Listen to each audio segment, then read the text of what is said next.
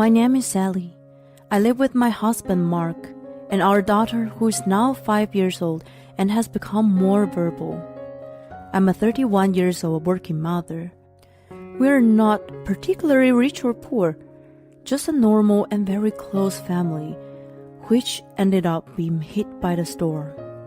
The storm was called Victoria, my mother-in-law. Her husband had passed away, and she had been living alone since. She, Mark, and I agreed not to live together at the beginning of our marriage. It was hassle-free for all of us. Mark was the only son she conceived late in her marriage. 5 years after we got married, she had become quite old, and living alone was becoming a lot harder and more dangerous. Mark took the time to go and see her, but it seemed troublesome for him, watching him try not to burden me and tackling on his own. I made up my mind to have her moving with us. My loving husband was working hard, and how could I not support him? I put myself together and boldly told him about my decision. He was very surprised and uncertain at first. To be honest, I wasn't certain either, but also knew the situation needed to be implemented. I told him that I won't be able to do much as I still have to take care of the chores, our daughter, and my work. If anything happened to Victoria, he was basically responsible to care for her. We discussed in length about our plan and then welcomed her into our home. Thank you so much, Sally. I really appreciate it. On one spring day, when cherry blossoms were dancing in the wind, she thanked me in tears. Seeing her humble attitude, I thought we were going to live well together. She remained modest in the beginning, but as the days went by, her true nature was revealed. Her bullying started on me, and I realized how wrong my judgment was. Sally, this tastes too strong for me. Can you dilute it? If I did as I was told, then she said, Why did you make it so tasteless? Are you mocking me? How rude. This was just the beginning. All my clothes must be washed by hand. The washing machine will damage them. They are all good quality. When I suggested taking them to dry cleaning, she replied, Such a waste of money. You're living off of my son's income. You should think more about saving money. It could have been solved easily if she paid for them from her own pocket, but she seemed not to consider. Well, I was convinced that she was just harassing me as she was smirking the whole time. By the way, this was the introductory level. The intermediate level was like this. Sally, do you put on makeup? I don't think it helps you much. The base is bad to begin with. My granddaughter is lucky to take my son's look. He looks like me. Hence, she too looks like me. She has a bright future. And she woke up at 4 in the morning to put on makeup for over 2 hours. She looked like a different person after a shower. I could respect her as a woman for wanting to be beautiful forever, but her foundation was way lighter for her skin tone. She looked like a geisha. Her cheeks were oddly red. Plus, I had a hard time getting her bright red lipsticks off the cups. I knew how rude it was to criticize someone's appearance, so I kept my mouth shut. What I couldn't forgive was that she threw away my precious makeup set so easily. When I came back from work, the whole thing was gone. I asked her why she threw it away. I've been telling you, haven't I? It doesn't work on your ugly face. Don't waste money on useless things. Save, save, save. Do without makeup from now on. Oh, how caring I am for this family. You better appreciate me. Never would I ever. If I was in the mountains, I would have screamed my head off. The word never would have echoed many times into her ears. Unfortunately, I wasn't in the mountains. The lame thing was that she only bullied me when we were alone. She chose the time when Mark was at work and our daughter was in preschool. I hesitated to complain to Mark about his mother, but I still wanted him to be aware of it. I mildly expressed my dissatisfaction after much agonizing, but it was useless. I'll speak to her. When he warned her, she ended up denying in tears. She even went as far as to say that I was trying to frame her. Mark didn't know what to do, but was confused. I too had no choice but to roll my eyes. If she refused to own up to her actions, I had a plan. A picture was worth 1,000 words. I decided to secretly record the interactions between her and me and show them to him. When I was thinking about where to hide the camera, the advanced level of bullying started. It was spring when she moved in, and then a hot summer passed, autumn ended, and one day in winter. Mark was away on a business trip for a few days. My daughter was also away, staying with my parents. It was snowing outside. I usually drove my car for work, but I hadn't put chains on my tires, so I took a taxi on that day. After work, I normally cleaned the house, did laundry, and then cooked dinner. Let me repeat. It was the dead of winter and at night. Snow was piling up outside. It was definitely not the right situation to wash clothes by hand. Despite this, Victoria gave me a pile of her laundry with a grin. Here's my laundry. These are expensive clothes, so you must wash them by hand. She repeated must because she knew I wasn't going to like it. I wash in warm water. No, you can't. The color will fade and you damage the fabric. You must wash in cold water in the whole time. I was running out of my patience and thought, it's snowing out, you moron. Are you kidding me? Why should I use cold water on this freezing night? If you care so much, do it yourself. I yelled at her. How dare you? I'm elderly. Are you serious suggesting I wash these in cold water myself? I want to ask if you're serious. I am always serious. It was worse if she really meant it. Not expecting that I was going to talk back to her, her face turned red, and she grimaced at me. I wasn't going to step back.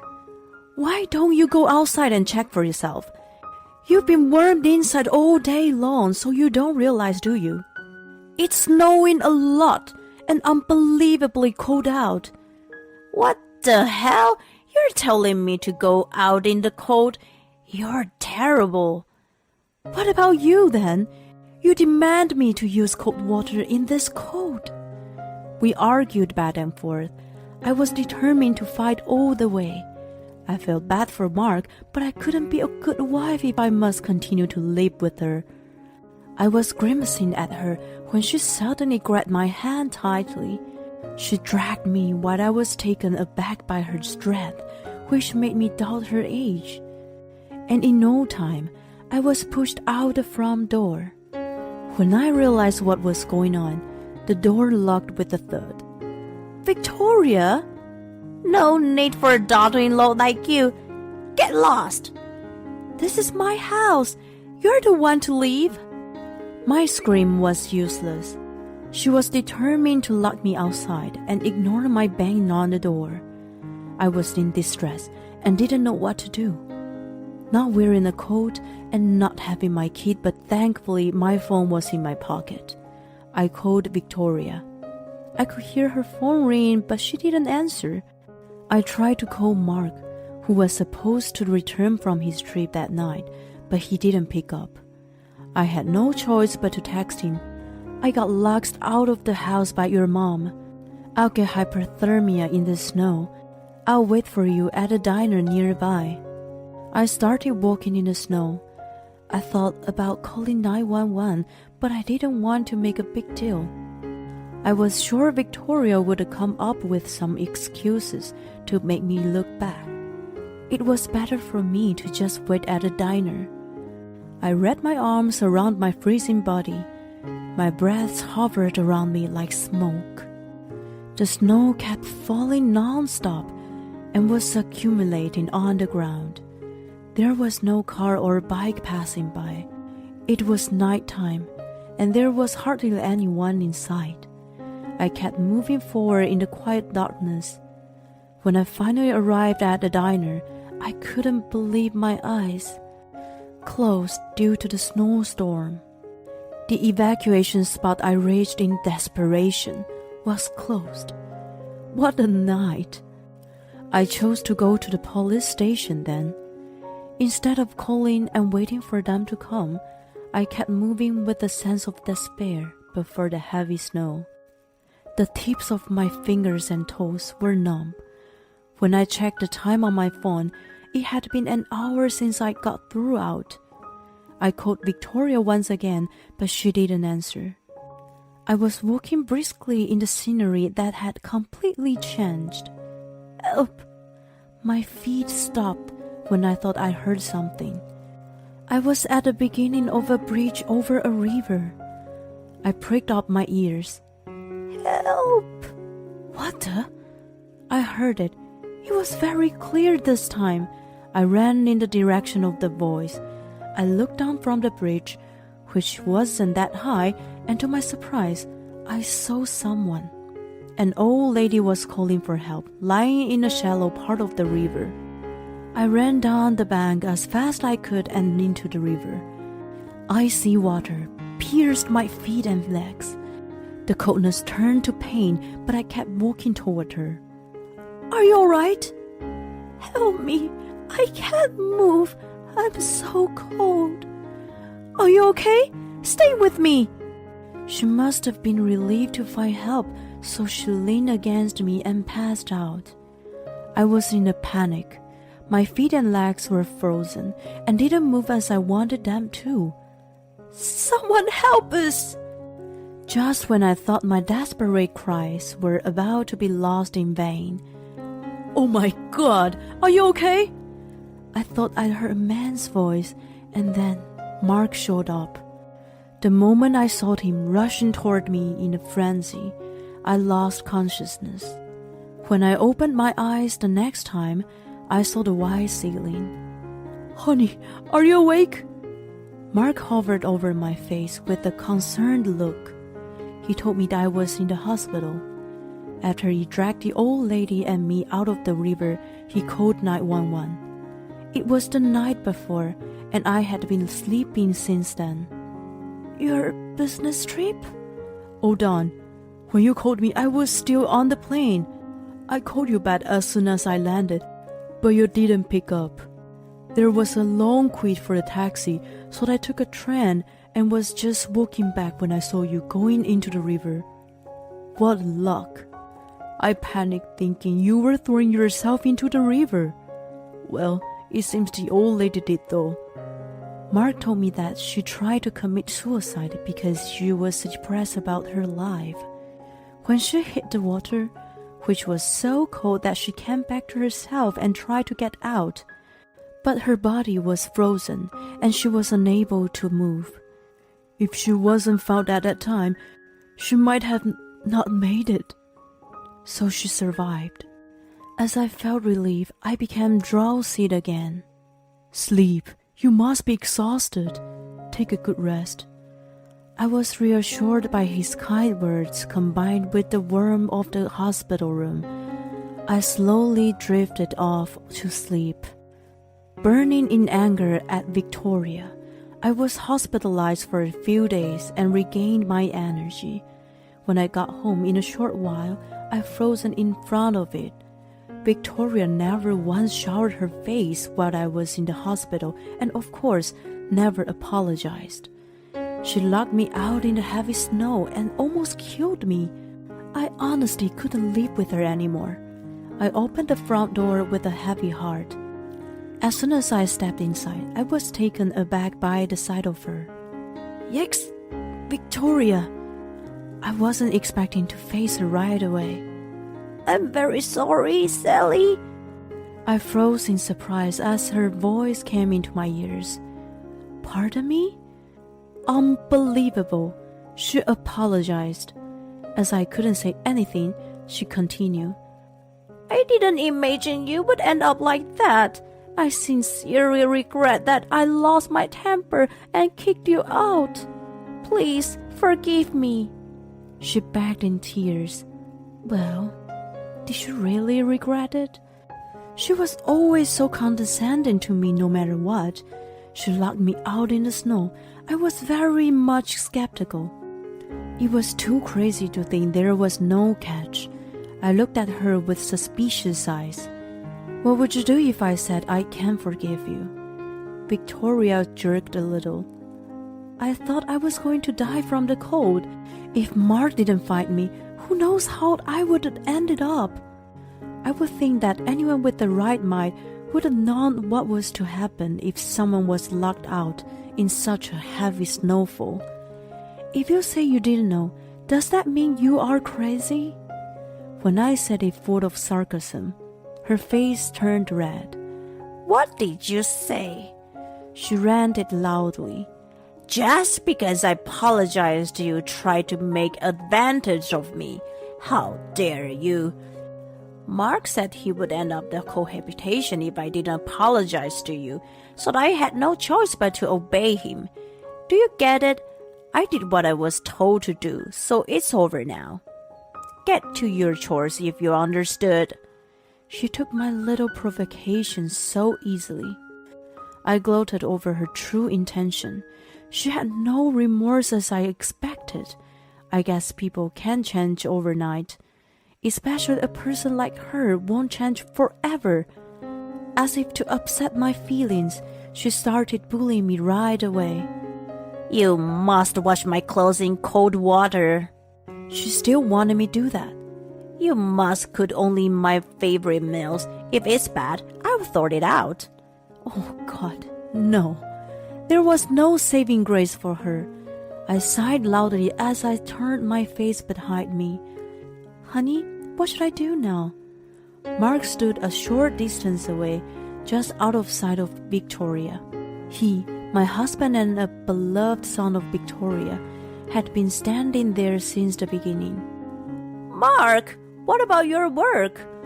Victoria was stunned by the sight of him. I took a day off to accompany Sally. Anyway, you're not sorry at all, are you? Oh, no. That was just a joke, of course.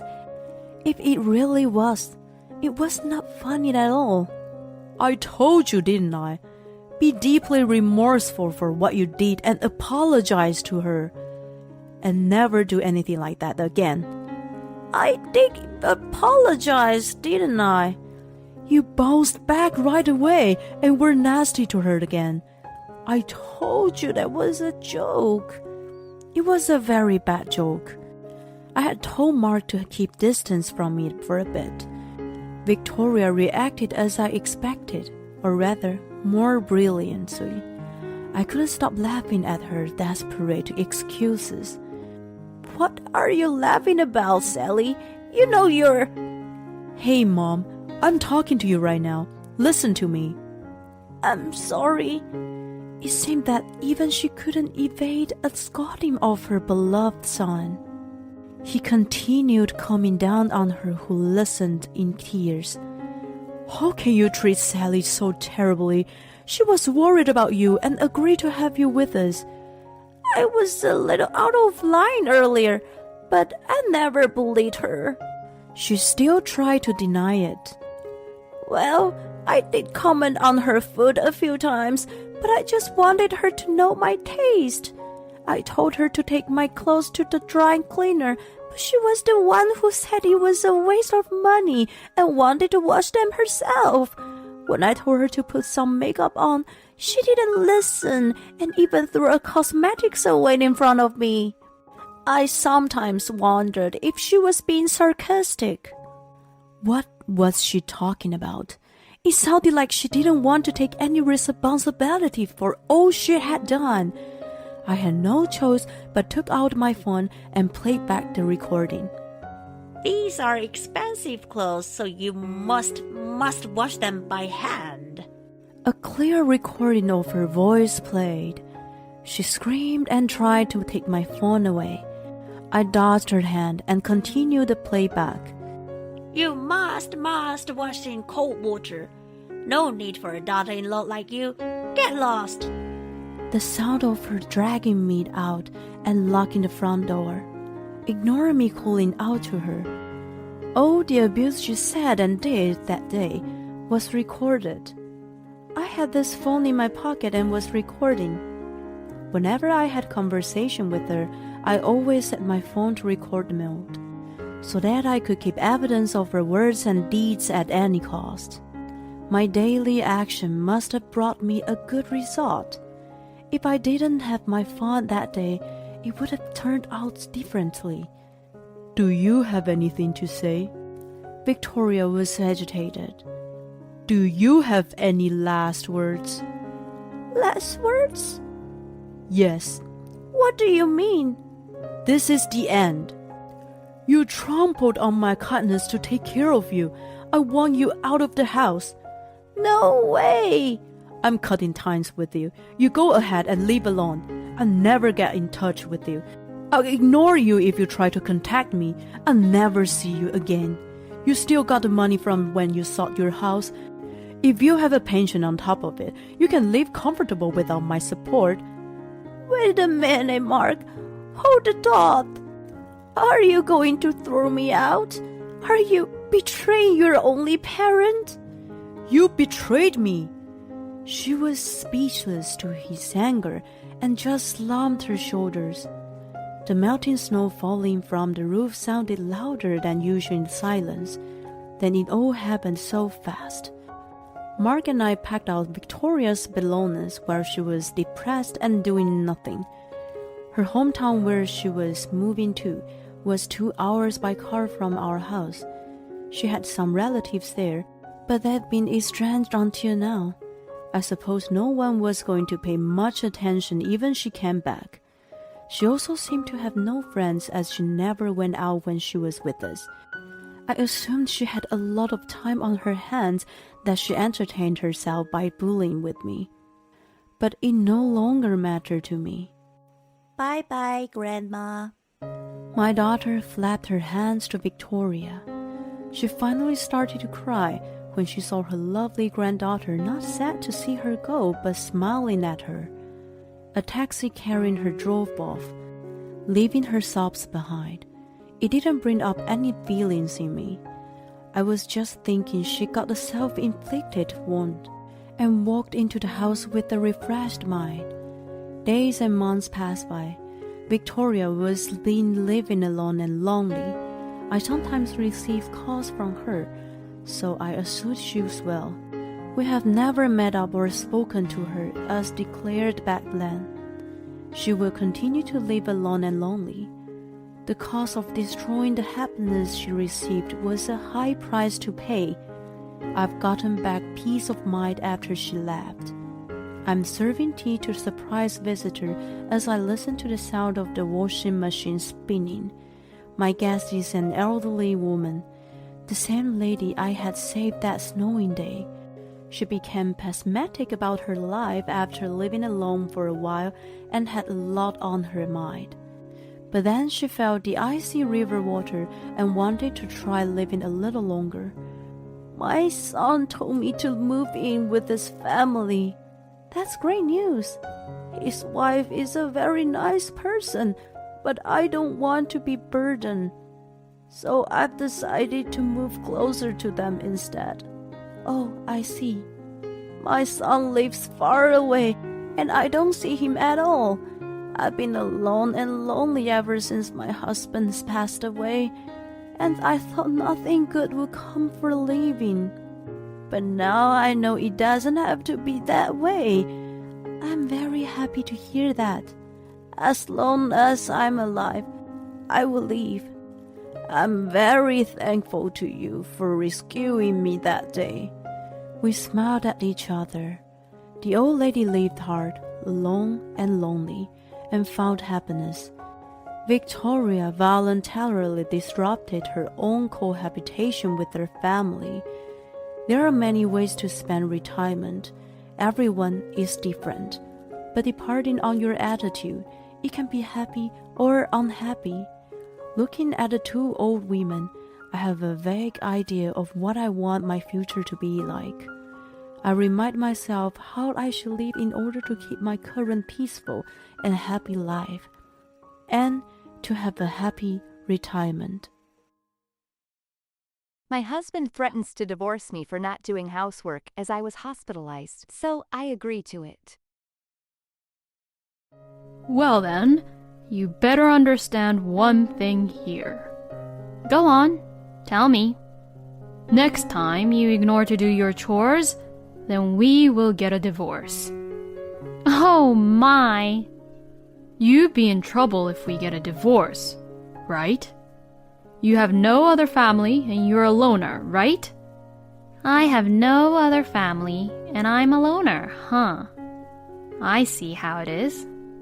My husband, Fred, placed the divorce papers on the table in front of me confidently. Oh, so it is all filled out. Wow, it's true. Our kids looked at each other and instantly began to take action. Huh? Our kids snatched the divorce papers in their hands quickly. You want to divorce me, right? Huh? Oh, yeah, that's right. If you're going to skip and ignore to do any house chores, I'm divorcing you. Fine. Huh? Let's get a divorce. My name is Judy. I've been married to my husband Fred for 25 years. We have been blessed with 2 children.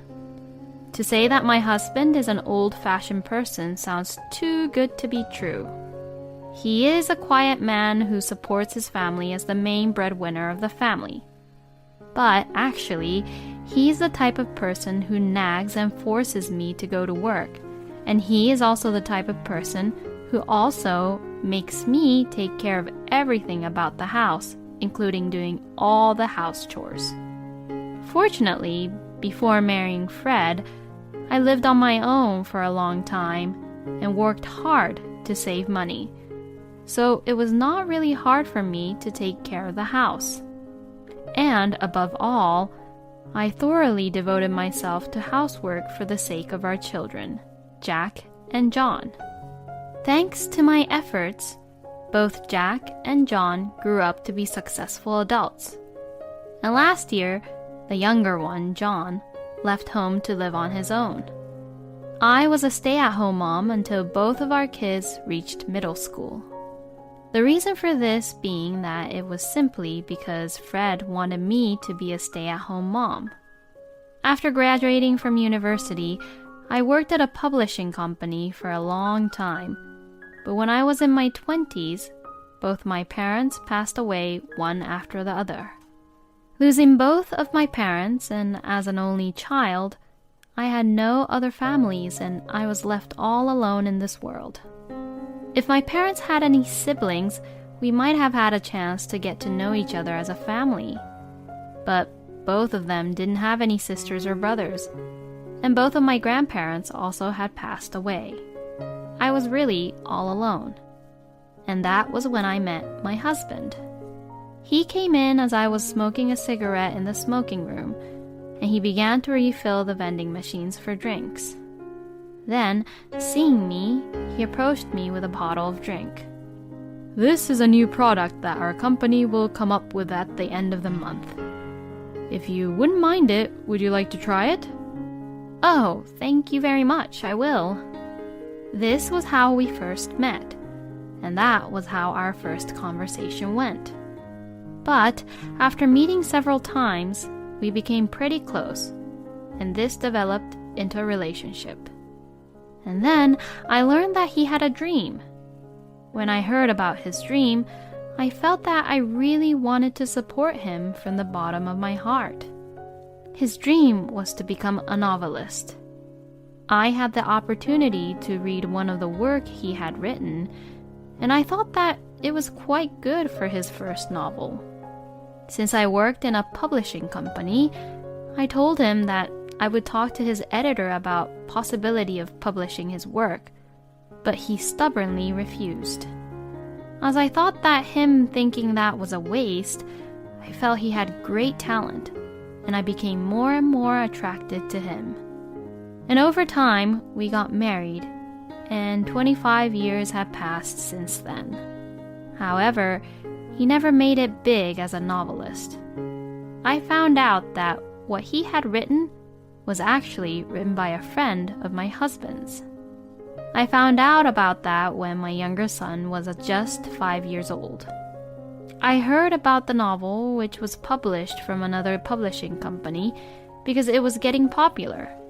So I read it to know what the hype was, and found that it was exactly the same as the one my husband had shown me.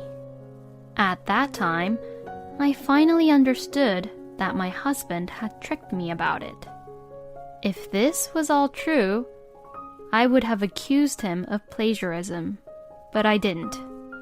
I would never do that because, actually, Fred had never written a novel since we got married. I could immediately feel and determine that Fred had plagiarized the work.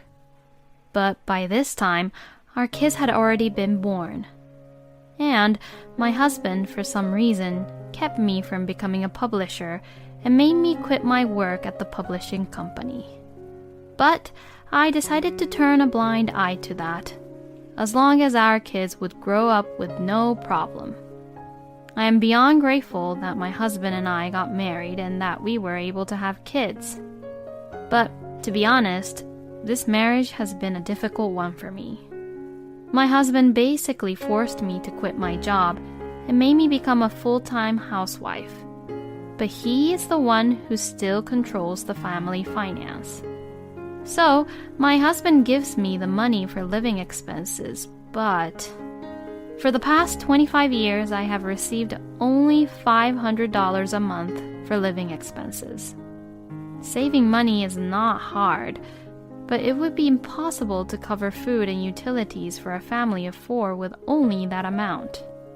I have tried several times to negotiate with Fred about it, but he insists that he can't give me more than the amount he's been giving me, and couldn't get anywhere with the negotiation. So, I began to use my savings I made before I married Fred, and used it mainly on our kids.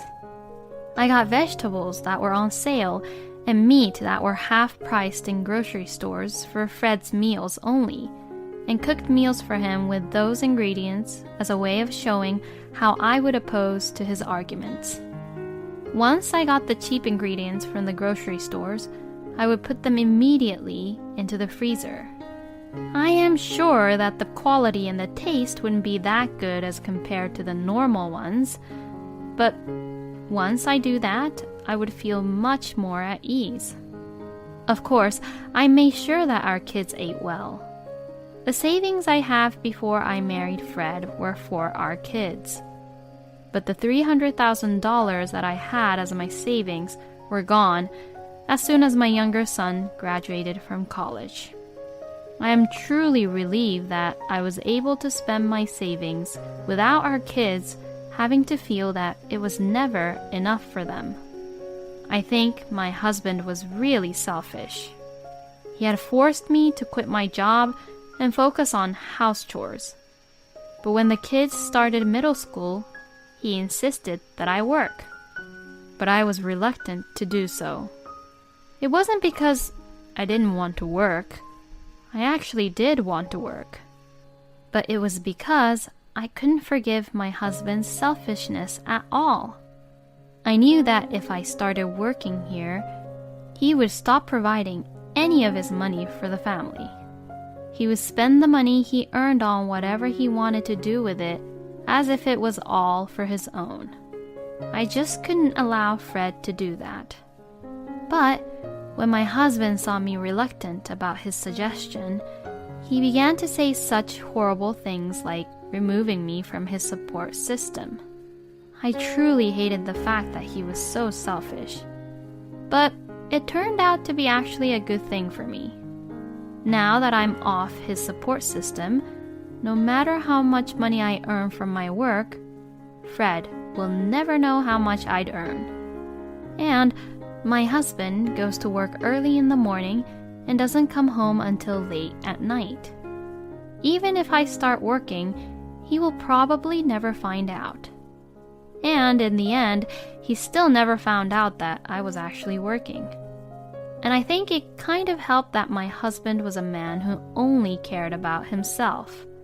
He was also oblivious about things like pension and so on. If he wasn't so oblivious, then he'd know that there was no way we could afford it all just with $500. Now that both our kids left our home, now it was my time to spend time and live my life with my husband. But I couldn't imagine such future with Fred. So I had thought of getting a divorce with my husband once the kids were married. But just as I was thinking about that, I got hospitalized. It all started when I went to the hospital for an annual medical checkup. The name of the disease was uterine fibroid, and the doctor told me that I would have to have my uterus removed completely. It was quite a shock to hear that, but there was no other way. I still wanted to watch my kids grow up, and there were still some things that I wanted to do. After consulting with the doctor and the kids, I agreed to have it removed. From next week for 5 days, I'll be gone. I informed Fred while I served him his dinner. Huh? What are you saying? I'm getting a surgery. Yeah, but why for 5 days? What about money? How much does it cost? It's all about money again. My husband was worried about money instead of me getting the surgery. Don't you worry about the surgery fee. I'll pay with the savings I made this whole time. What? You have secret savings and you didn't tell me about it? So much for using my money, huh? I guess giving you $500 per month was too much. From next month, I'll only give you $300. Anyways, I'll be gone from next week. You eat all my money up. I am no longer emotionally affected by these horrible words. Over the past 25 years, I was able to learn to ignore some things that Fred says. The day before the surgery, I was admitted to the hospital, and the next day the surgery was held and it was a success. While I was lying in bed, both our sons came running to me. Mom, are you okay? Yes, thank you. I'm fine. But don't you look a little pale? I guess so, but it's because I just woke up from the anesthesia. I'm sorry I worried you. I'm fine, so you can go back to work now. Don't worry, we're both taking a half day off today. Oh really? Thank you. Mom, do you want a hamburger? You must be hungry, right? Oh my, you got it just for me? Thank you. But, you know, I can only eat hospital food after my surgery. I'll just take it as a courtesy. Both of our sons worked hard and stayed with me until just before visiting hours were finished. They really both have grown up to be kind and gentle. But on the third day in the hospital, I received a call from Fred every 5 minutes. Thinking that maybe something wrong had happened to Fred, I let out a huge sigh. Yes, what is it? You! How long are you going to be out of the house? I'll be out of the hospital in 2 days. No, I won't allow it. You better come home now. Oh, please, don't be unreasonable. I can't leave the hospital yet. I'm being forced to pay extra living expenses because you're slacking off on your house chores. Oh, really? I'll be collecting $200 from you. $200 for being away from home for just 5 days? That's quite a wild estimate. Anyways, I'm in a hospital room right now and there are other patients around me, so I'll turn off my phone. I'll be back home in 2 days. Hey! This is the moment I realized once again what a noisy and inconsiderate person Fred is. I want to praise myself for having spent 25 years with this person. Well, I only have to hold on a little longer. I will be free once my kids get married. But first, let's have him give me back my little freedom back. When I returned home after leaving the hospital, my husband was waiting for me at home, even though it was weekday. Oh, you're here. But I knew that this would happen. My husband had taken time off from work just to blame me for everything I haven't been doing. Hey, you sit here. Please wait a moment. I'll wash my hands now. I don't care about that. Hurry up and sit down. No, I don't want to. If I get an infection from this, I'll have to blame you. My husband then waits for me while tapping his foot non-stop. Well then, thank you for waiting. $200. Ah, yes, that's right. Here you go. My husband snatched the money out from my hand. What a crude person he is. Tell me how you're reflecting about what you had done this time. Reflecting? Well, I can't say that this is all due to ignoring about my health, and it's really hard to say that food had anything to do with it. If I had to say this, then I'd say that it was destined to happen. What are you talking about? Yes, I'm just saying that I've been reflecting about this illness I had. That's not what I meant. Oh, well, what else should I be sorry for? I was talking about how you skipped out on your house chores. Oh, that. Well, wait a minute. I think they should be home soon. Huh? What are you talking about? I'm talking about our kids. Huh? Why are they coming back here? I asked them to because I wanted them to see what was going on this time. And it's pretty important, you know. Then Fred began to grin. In my husband's mind, he probably thought that he can show off about what a father is like to the kids after a long time. People who only sees themselves and are just too selfish are easy to deal with because their actions are so simple and easy to read. 10 minutes later, both of our sons arrived, and our conversation resumed. You seem awfully excited. Well, I'll listen if you want to talk first. Listen up, boys. Don't ever get a wife like your mother here. You'll just have a hard time. A hard time? Like what? Like how you are right now. You oppose against me every single time. I just want to know how you're feeling and what you're thinking about. If we are a couple, then it is only natural that we want to know about each other. Well then, you better understand one thing here. Go on, tell me. Next time you ignore to do your chores, then we will get a divorce. Oh my! You be in trouble if we get a divorce, right? You have no other family and you're a loner, right? I have no other family and I'm a loner, huh? I see how it is. My husband, Fred, placed the divorce papers on the table in front of me confidently. Oh, so it is all filled out. Whoa, it's true. Our kids looked at each other and instantly began to take action. Huh? Our kids snatched the divorce papers in their hands quickly. You want to divorce me, right? Huh? Oh, yeah, that's right. If you're going to skip and ignore to do any house chores, I'm divorcing you. Fine. Huh? Let's get a divorce. The reason I had the kids come over today was to discuss about divorcing you. I was going to wait until the kids were married before divorcing you, but you seem to want a divorce now, and look at the kids' faces. They seem to agree with the divorce too, so I will file these divorce papers.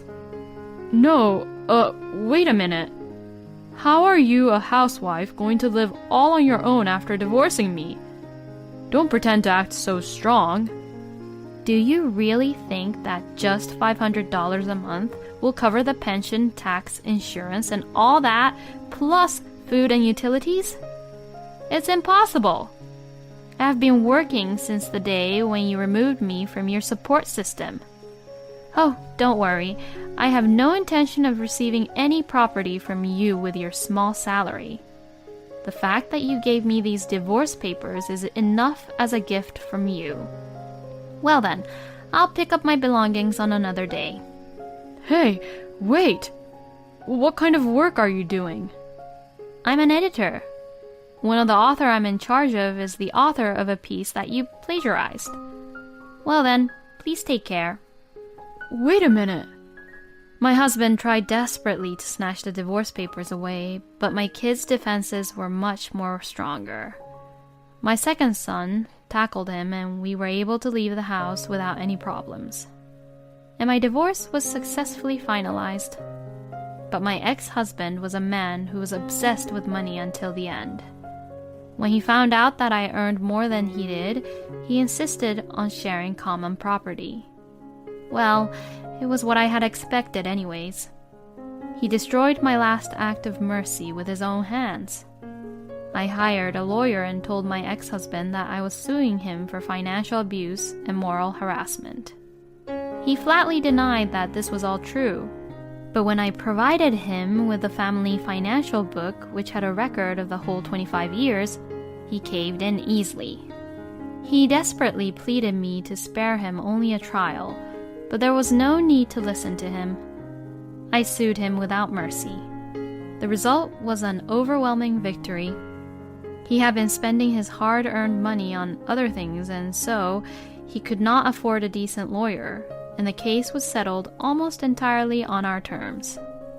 In the end, he ended up having to pay me $20,000 as alimony without getting any of the common property. If he had quietly backed down, there would have been no consequences. I felt as if my 25 years had been paid off just with $20,000, but basically, I have absolutely no regrets about marrying him. In fact, I am more grateful. It is because of him that I was able to meet such wonderful kids. After the divorce, my ex-husband seems to be in frequent contact with the kids, but they would tell me that they will never see him again. That's true. My ex-husband has never cooperated with the kids in any way. I don't think they will ever open up to him even if he comes on to them now. He contacted me once, but after court, I never had anything to do with him again. I didn't answer the call and I rejected it. What I am looking forward to now is that my kids are getting married and having grandchildren. I will save my money so that I can do all kinds of things for my grandchildren. This is exactly what you would call a satisfying middle-aged divorce. I fully respect Judy's enduring attitude. I hope you will be able to live a stress-free life from now on. Thank you for watching until the end. Please subscribe to our channel. See you in the next video. My husband travels with my mother-in-law with a ticket I won at a contest as a result. All right then. Well, I'm gonna go to the trip with my mom. You stay at home, okay? Huh? I was completely speechless. But this is the prize which I won at the contest, you know? Besides, if the winner doesn't use the ticket, then that ticket would be invalid. I tried to say that, but my husband, Mike, says something so outrageous over what I was trying to say. If you don't like it, then we'll get a divorce. Excuse me? I'm saying that if you can't obey with what I'm saying, then we'll get a divorce.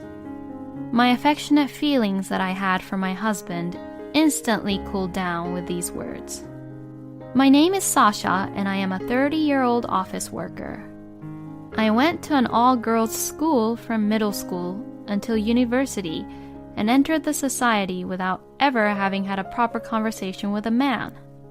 And my work was so busy that I didn't have time to fall in love at all, And before I knew it, I was 25 years old. I thought this was a bad idea, so a friend of mine took the initiative and set up a blind date for me. And then I had my first boyfriend, who was a freelancer, but lied about being an office worker, and also became unemployed after we started to date. I realized that he was going to completely depend on me and live off of me, so I broke up with him as soon as I could. Because my first boyfriend was such a person like that, I became even more of averse to men and couldn't trust men that easily. Therefore, I finally reached the age of 30 without having any boyfriend at all.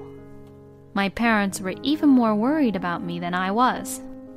Both my father and mother had already been married for several years when they were my age, so they were feeling quite impatient as well. Nowadays, it is not too late to get married in 30s, but back then, the latest age a person could get married was around 25 years old. So, my father brought several offers of arranged marriages to me, saying that if I didn't have any boyfriend or partner, he would find one for me. At first, I turned them all down several times, but gradually, I felt bad about continuing to turn down the offers that my father would bring me. Besides, I felt with my own skin that both my father and mother wished me, their only daughter, to be happy. That's why I decided to take it positive and go on a blind date to show my parents that I am also grateful of them. That is when I met Mike, who later became my current husband. Mike is 30 years old, and he was the same age as me. He too had attended a boys' school all his life and had never had a chance to fall in love with a girl. What I liked about him was that he was very protective of his parents and took very good care of them. Even after he became an adult, he regularly visits his parents' house, gifts them trips, and goes on trips with them. He seems to have a good personality and works properly in a company. I've gotten his business card and I've made sure of it. I was very cautious because I had made a mistake with my previous boyfriend. Even though I was being cautious and checking carefully, there seemed to be nothing strange about Mike. I'm sure he's fine. That's what I thought to myself, and the two of us continued to date. He took the lead, as I was shy, and took very good care of me. I became more and more attracted to him. After 2 years of dating, Mike proposed to me, and we got married. My parents were crying and was being very happy when they heard that I was finally getting married. I truly felt that not only had I met a good man, but I was also very happy to have been able to take care of my parents like this. And after the wedding ceremony, we went on our honeymoon and started our life happily as a husband and wife. Since my husband and I were both working, we shared the housework. My husband is not a good cook, so I did the cooking, and he did the laundry and cleaning. We got along well as a couple, and I think we had a happy married life supporting each other. But after just 1 year of marriage, things changed. It all started when my father-in-law passed away due to an illness. After that, my husband began to care excessively about my mother-in-law, Bianca, who was left all alone. On Mike's days off, he would go to his parents-in-law's house to visit Bianca, and he and Bianca would sometimes go out together on their own.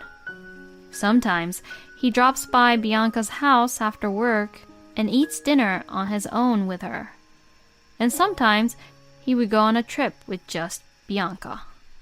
I saw my husband leaving on the morning of the trip with his travel bag, and I had asked him cluelessly if he was going on a business trip. But to that, he would say, "No, I'm traveling with my mother to New York." I was really surprised to hear that at that time. First of all, I just couldn't believe that he was going to go on a trip without letting me know about it, and then to keep quiet about it. If I hadn't asked, he wasn't going to tell me, huh? No matter how much you care about your own mother, can you really disrespect your own wife like that? That's how I felt. It's not that he totally ignores me, but to this extent, I think he has gone beyond being family-oriented to being a mama's boy. But even so, my husband does not seem to want to change his attitude or lifestyle. In fact, I don't think he even thinks how he's acting is wrong. In any case, I decided to compromise and spend my time with him for the time being, thinking that this was how he was. If we divorced after only 1 year of marriage, I would really feel bad for my parents, and if we had a child, my husband's attitude might change again. It's not right to divorce so easily. I spent my days thinking like that. I also decided to take up a hobby of my own, and have recently become addicted to entering in contests to get prizes. I have been entering various contests, getting prizes, and writing reviews, which is surprisingly fun. And if I keep at it, I often win prizes like cosmetics and food.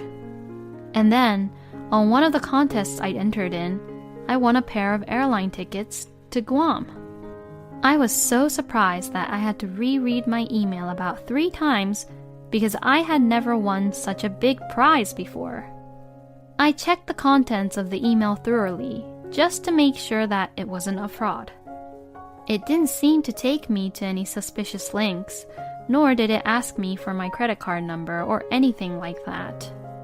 So that means that I really won the Guam trip. It seems that I have to contact the airline in advance to redeem the travel tickets. Who should I go with? My husband just recently went on a trip to New York with Bianca. Shall I ask my friends or my parents? Ah, yes, I thought to myself, and I decided to give this travel tickets to my parents for them to enjoy the trip.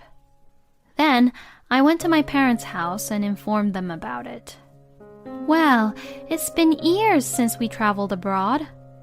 Are you sure about this? This is something that you won, Sasha. It's okay, don't worry about it. Let me at least spoil you guys once in a while. All right, well, thank you. I'm glad to see my parents be happy like that. I thought so, but... Huh? What's wrong, Dad? This ticket is valid only for the person who won the tickets and is non-transferable and you're not allowed to sell it, is what it says here. What?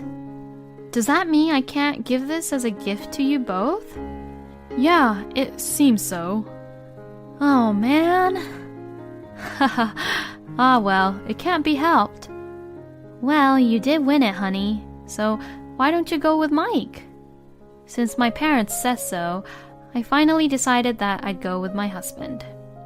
And when I came home from my parents' house that night, I found a woman's coat by the front door. This coat looked familiar. Yes, it was Bianca's coat. When I went to the living room, I saw Bianca watching the TV. Oh, Sasha, did you just get home? It's your day off, so what were you doing out so late at night? Oh, I'm sorry. I had no idea that you came here, Bianca. Oh, what are you trying to say? Is it wrong of me to come to my son's house? No, it's not. I think Bianca was a little kinder to me when my father-in-law was still alive, but ever since he passed away, she has been very strict and cold to me. Oh, what's this? What did you buy? Bianca seemed to have noticed the bag I had on my arm. In the bag was a guidebook for a trip to Guam that I bought on my way home. Oh, this is nothing. Just show it to me. Huh? Why? Just show it! And saying that, Bianca forcibly took the bag from me. Huh? Guam? Are you just trying to treat yourself? What are you doing with Mike's earnings? Huh? What the hell is she saying? I've never ever depended on Mike's earning like this before. I won a pair of travel tickets in a contest, so I thought I would go on the trip with my husband. Oh, really? Is that so? Wow, a prize, huh? Bianca suddenly changed her mood and got excited. I have a bad feeling about this. Then my husband came into the living room. Apparently, he was taking a bath. Oh, Sasha, welcome back. I mean, what's wrong? I heard my mother's happy voice all the way from the bath. Oh, Mikey, listen. Sasha won a trip to Guam in a contest. Wow, that's great. Yeah. So I decided to go with you, Mike, and I bought a guidebook for that too. How many people can go on that trip? It's a pair of travel tickets, so it would just be the two of us. My husband fell silent for a bit and looked over at Bianca's face. Bianca seems to suck up to my husband, showing her eyes widely like a dog waiting to be fed. Okay, well then, I'm gonna go to the trip with my mom. You stay at home, okay? Huh? I was just completely speechless. I had no idea that Mike was this much of a mama's boy. This is what I won from the contest, you know? So what? We're a couple, so what's yours is mine, right? And what's mine is my mom's. No, what kind of logic does he have? No way. Besides, you and Bianca just went on a trip just a few weeks ago. This and that has nothing to do with each other. Yes, that's right. Mike paid for that one, and besides, it was a domestic trip. I haven't been on an overseas trip in years. Wow, I'm so excited. She's already planning to go, huh? Hey, I didn't even agree to the fact that you both will be the ones going to the trip, you know. Besides, that ticket would be invalid if the winner won't be there. I was about to say so, but my husband says something outrageous, trying not to hear what I was about to say. If you don't like it, then we'll get a divorce. Excuse me? I said, if you can't listen and obey to what I say, then we'll get a divorce. I never thought he would say that. With these words, my affectionate feelings toward my husband instantly cooled down. I understand how it is. Do whatever you want. Then why didn't you just say so quickly?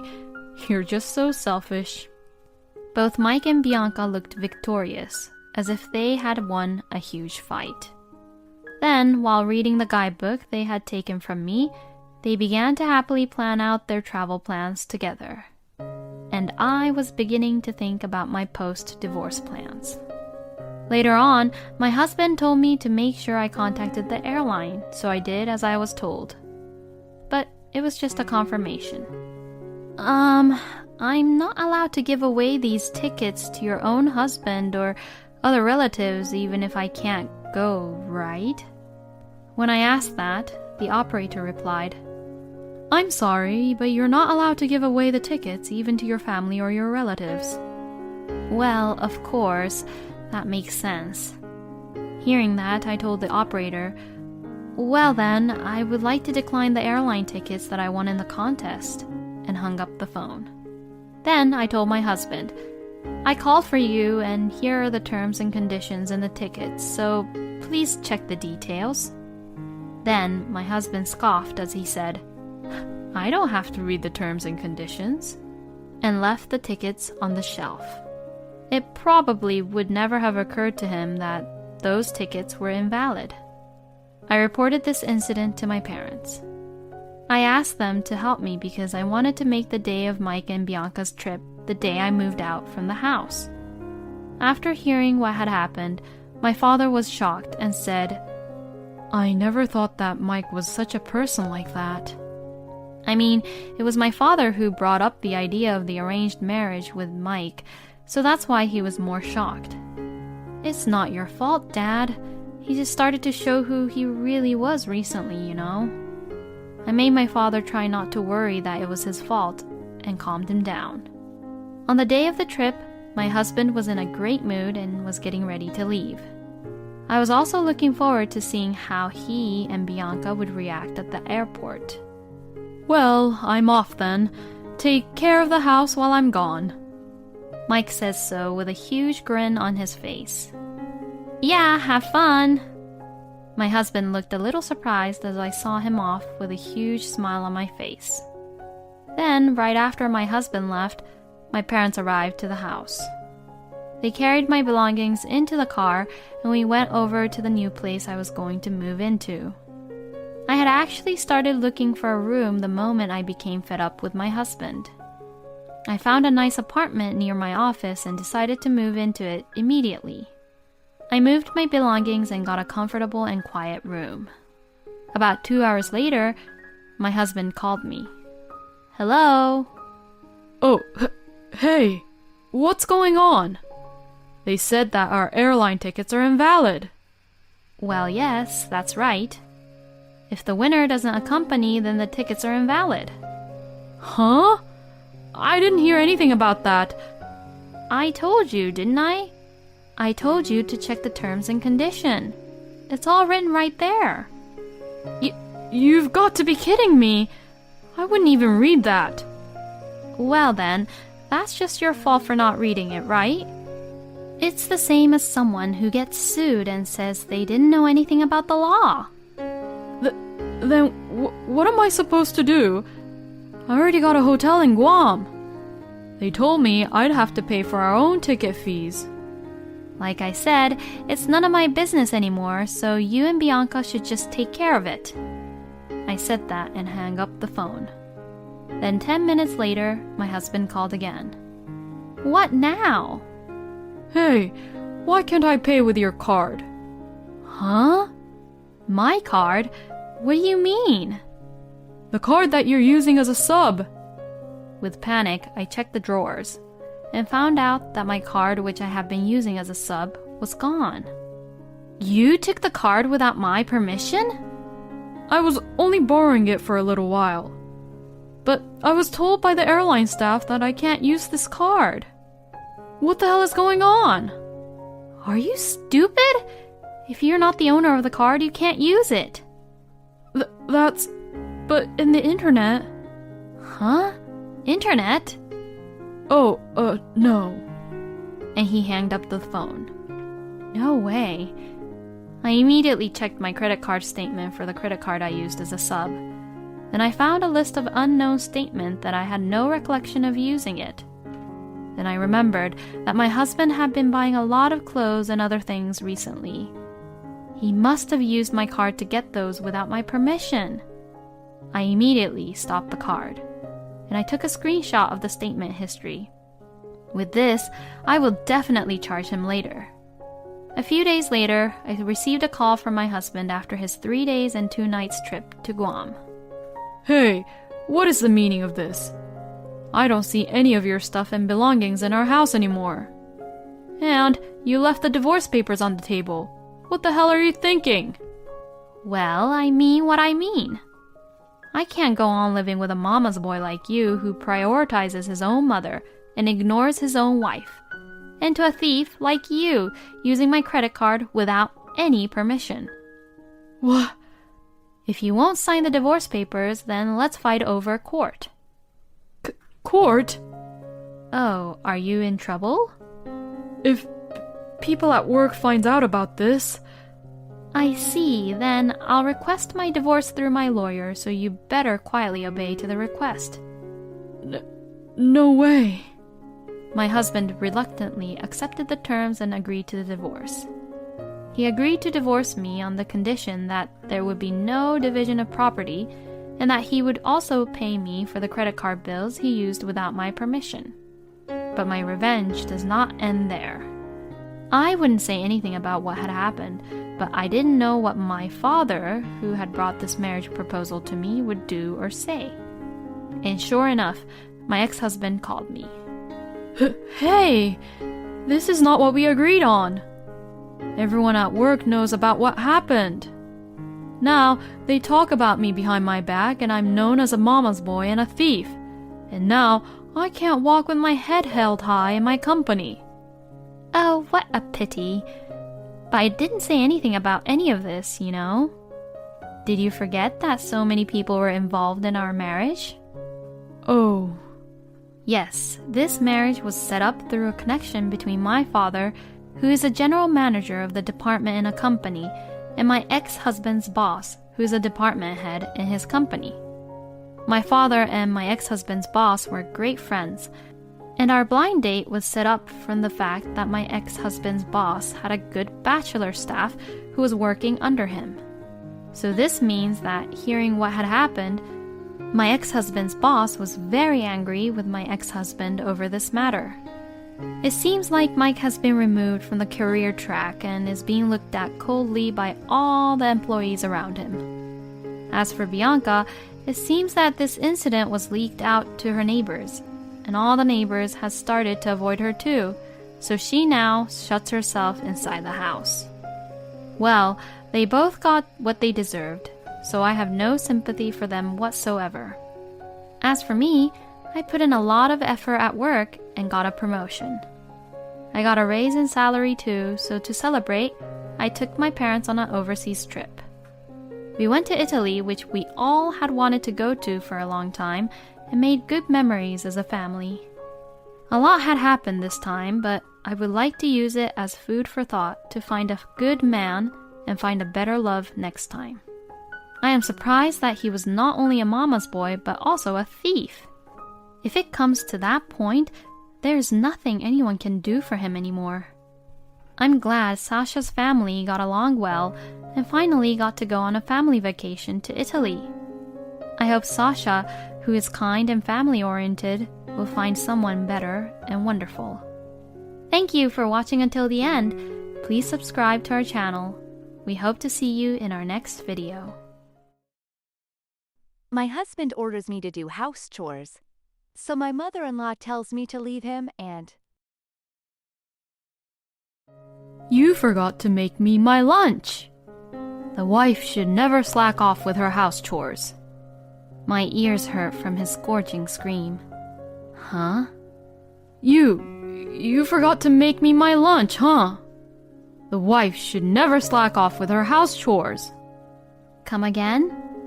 You can hear what I'm saying. All I heard was, you forgot to make me my lunch. The wife should never slack off with her house chores. That's all I heard. But I didn't hear what you said after that. Well, that's all I had to say. Oh, okay. Well, so? And then what?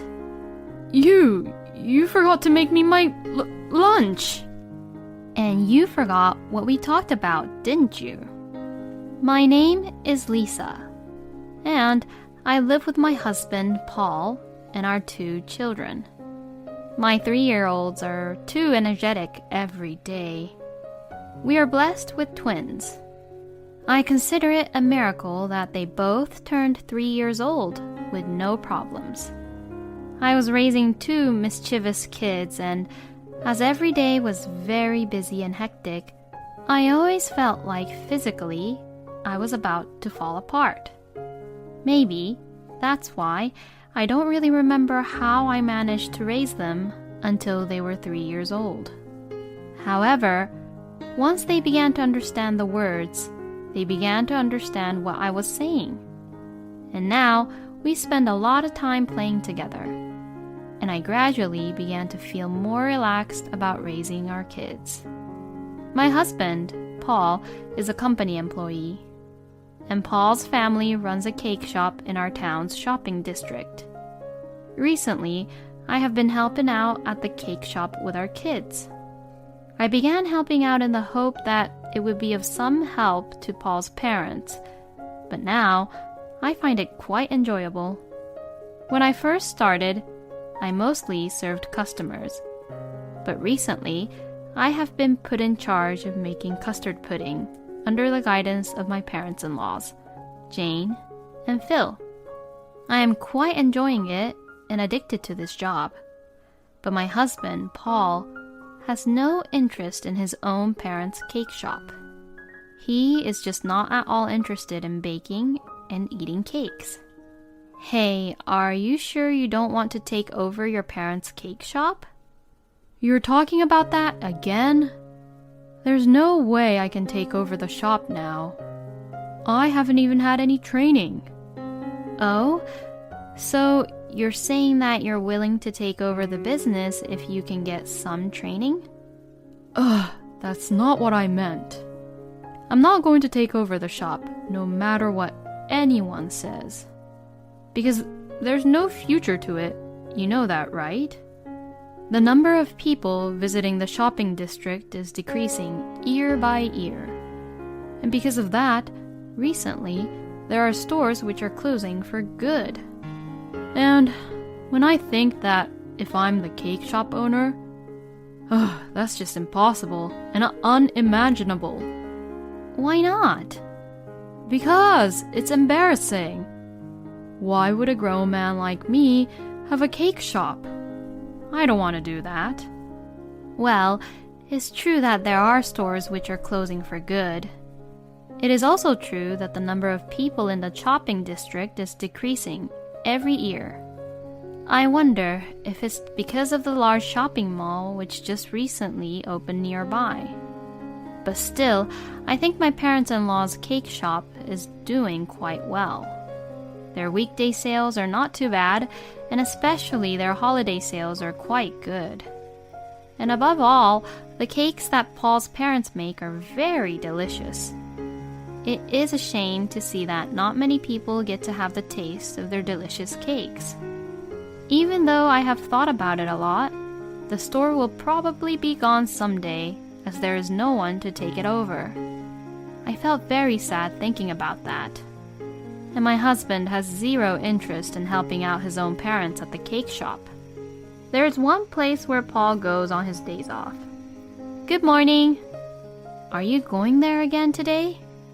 I call out to my husband, who has been rushing around in the morning getting ready for the day. Oh, we're going for the big one today. Well, he's in a good mood since this morning. Paul loves making bets through horse racing and boat racing. On his days off, he always goes to one or the other. You. What? What's with that face? What do you mean? You're bringing down my morale. If I lose, it's all your fault. Huh? You know you should just let me do what I want on my own day offs. I'm working full-time on weekdays to feed you and the kids. If he says that, then I have 0 days off having to deal with the twins, though. It is true that my husband's earnings keep our family running. But when we first got married, I intended to continue my job.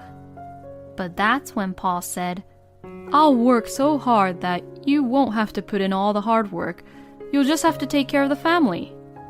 I believed his words and devoted myself to taking care of the house, giving birth to our kids, and even raising the twins on my own. How dare he talks to me about doing what he wants to do on his day offs? Well, it's true I do help my husband's family business because I like it. And I accept that I am tired in my own way. But the fact that my husband is putting all his energy and money into what he only likes to do, that's not funny. Saying what he wanted to say, Paul left the house happily. And I take the twins and head to my in-laws' house. Lisa, thank you for coming in today too. Lisa, you really help us out a lot.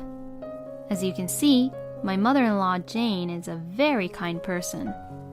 And I'm so happy to see our adorable grandchildren. My father-in-law Phil is a quiet man, but he is smiling right next to Jane.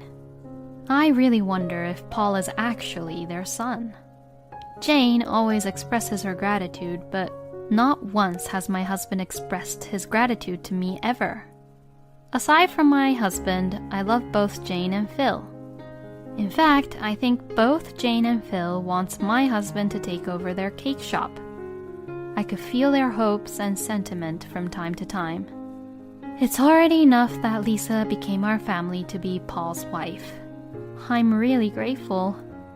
Jane would say this from time to time as if she was telling herself that. And Jane is such an understanding person who listens to me very carefully. Oh, Lisa, I'm sorry that Paul is being so selfish. Oh no, it's okay. Please don't worry so much. You know, Lisa, Paul is my son, but you have also become our daughter. If there's anything Paul's not doing right or he's being unfair, and if you're having a hard time, you can always talk to me about it. Thank you very much. Jane says this to me, but I couldn't really complain about her own son. I am really happy that she calls me her daughter, but I guess it is not pleasant for her to hear me say bad things about her own son, who is still related by blood. Like this, my relationship with my in-laws are good, but my relationship with my husband is not so good. My dissatisfaction towards my husband gradually built up. And then came December, one of the busiest seasons that comes twice a year for the cake shop. My in-laws and I discussed about how to proceed with December, and we decided that I would stay over at their place this year to help prepare the cakes. Hey, it's before Christmas, but I want to come in and help your parents with their cake shop, so I'll be staying at their place. Huh? You see, December is their busiest season. Yeah, so? What do you mean, so? It's not that easy with just the two of them at the shop, right? If I go and help out, we can finish preparing to make the cakes earlier, and they can get some rest too. Yeah, but why do you have to stay over? Why don't you just come back when you're finished for the day? You've seen how hard it is during the busy season since you were a kid, right? I can help out early in the morning and stay late at night if I stay overnight. No, that's fine, but that's something you can also do without having to stay the night over there. Do you want me to take the kids and travel early in the morning and late at night? Of course, that's impossible. Huh? They can already walk, though. They can walk, but then what? Listen. My husband sighed deliberately. What are you going to do about the house? Who's going to cook for my dinner? How old are you now? Huh? I'm asking, how old are you? Oh, yes, I'm 32. A 32-year-old man worrying about his dinner? No, I meant... Speak up. No, I'm fine. I'm sorry, I'll take care of it myself. You should go to my parents' place to help them out, Lisa, please. Okay, I see.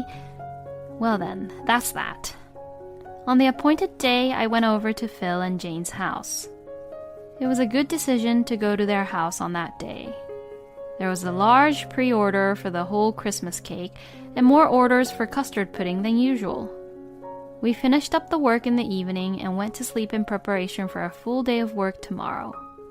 Then, the next day, we started preparing from sunrise. While the twins were sleeping, I was working silently. In no time, we noticed that it was getting lighter outside. When the twins woke up, I decided to pause the work and have breakfast. When we finished breakfast, the twins were unusually quiet as they watched us work. I wonder if they understood that we were busy. After watching us work for a while, they played quietly in the entrance hallway, which we could see from the kitchen. Then, when we were about to take a lunch break, my phone rang.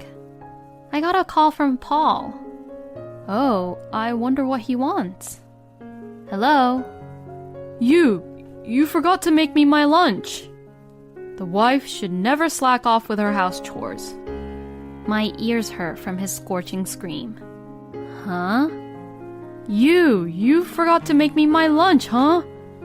The wife should never slack off with her house chores. Come again? You can hear what I'm saying. All I heard was, you forgot to make me my lunch. The wife should never slack off with her house chores. That's all I heard. But I didn't hear what you said after that. Well, that's all I had to say. Oh, okay. So, And then what? You forgot to make me my lunch. And you forgot what we talked about, didn't you? Do your chores properly. Huh? Why are you tripping over your own words? Just do your chores. Your chores. Oh, honey. Somebody is there with you, right? No one's here. What a liar. If you're pretending to be that bossy, then there must be a girl nearby. To that, my husband began to cough. You know, I know you're an old man trying to show the young girls how cool you are, but it's not working at all. See ya later, you old man who is so full of himself. Saying that, I hung up the phone. Well, I can't really say anything because I'm an old lady too, but oh well. Oh, crap! I was so irritated at Paul that I forgot the most important thing. Paul's parents are currently right behind me. Oh no, I can't believe I did that in front of them. I turned around to face them while trembling with fear. Then, Jane began to laugh out loud. Oh, how satisfying! Huh? Yep, I knew it. You're a good wife, Lisa. I was always worried that Paul was always harassing or abusing you. But Lisa, you've got it completely under control. I'm pretty competitive, you see. Hey, Lisa, why don't you just get rid of him? What? You were already fed up of him, weren't you? I've been married to Phil for a long time, so I can understand. Huh? Honey, that's a bit... Oh, I didn't mean to cause any misunderstanding. I love you, Phil. Oh, phew. I was so surprised. And well, me too. Aw, they're so close. I looked at them both while thinking that. I can tell, you know, that it's only natural for the wife of Paul to be fed up with him. I told you before, right? He is indeed our son, but you are also our daughter. So I don't want to see you being pushed around by him anymore. You know that when you look at your own kids, don't you? They don't really miss Paul, do they? My mother-in-law said, looking at the twins who were playing with each other at a short distance away. I'm so grateful to have met some really understanding people, let alone my parents-in-law. My eyes were welling up with tears. Everything became clear to me now.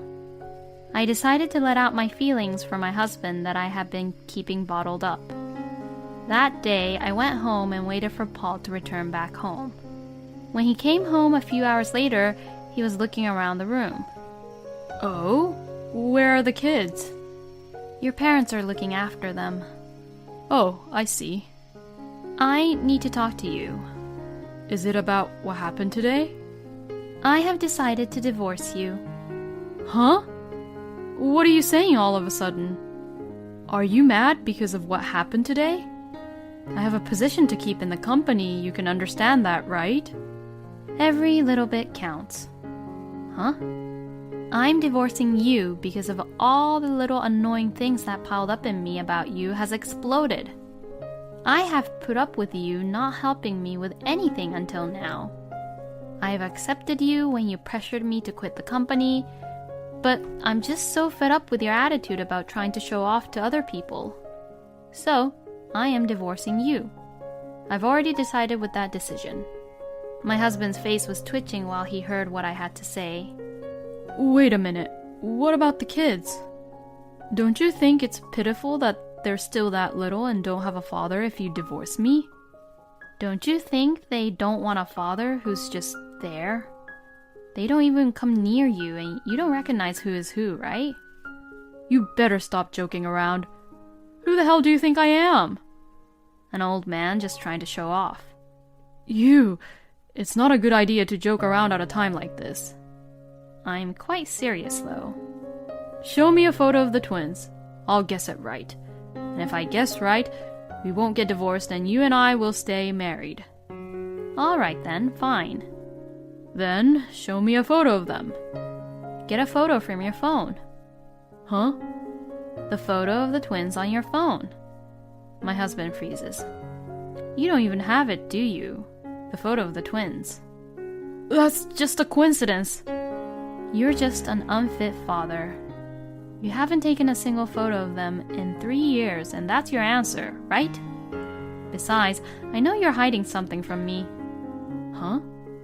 You are, aren't you? What? How do you even know about that? Of course! My friends are still working for the same company as you. Come on then, say it yourself. If I say it, then will you reconsider the divorce? Then no. No thank you. I'll say it myself. I heard that you were demoted and had your salary reduced for sexually harassing a new employee. You hide the truth and spend your days off at the horse races and boat races. What a great life you're living, huh? My kids don't want a father who was demoted for sexual harassment. Well then, call me when you sign the divorce papers. I am so sorry.